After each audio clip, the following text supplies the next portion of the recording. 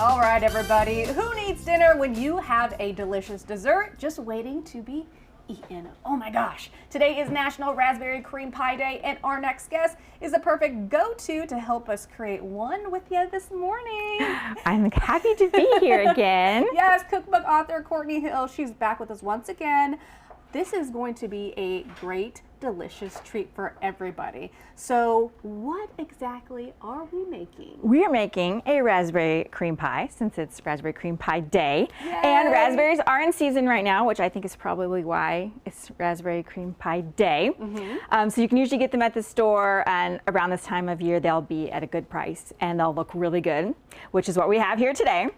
There's lots of different types of cream pies, but this one is a cream cheese whipped cream base. Ooh, so okay. you just whip up some whipped cream and then you add the cream cheese to it. I put a little vanilla extract in there, and then you put that in the bottom just of a graham cracker crust. Ooh, that's pretty. Chill that, and then on the stove you're going to make your raspberry compote Sauce. Yes, which is basically just, you have your berries or your fruit, sugar, and a little bit of cornstarch to thicken. Okay. And I did add a little water when I was boiling them so that they didn't burn. And I like to strain out the seeds in a raspberry because they get into your teeth, and They do. They really do. yeah.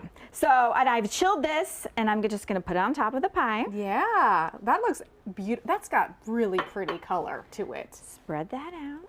This is definitely raspberry season. Oh yeah. And then you just put little raspberries on top. You wanna do that? Oh yes, of course. And raspberries are really good for you, actually. They are a low calorie and sugar but high fiber fruit. And they have antioxidants and omega-3s. They have potassium. Okay. They're just a little power fruit. If the kids are helping you make this, they're gonna have a field day with adding the raspberries to the pie. Oh my gosh, this is fun. That is great. And it just looks beautiful. It really does. This is a really pretty dessert and treat. And how long did you say it took you to make it? It took me about 30 minutes, and then, you got to chill it. So I would at least chill overnight. Okay. If not for a couple hours. This is wonderful. And I see you have a made one. Yes. Would you like to try it? Yeah, that would be I'll cut you a little great. slice.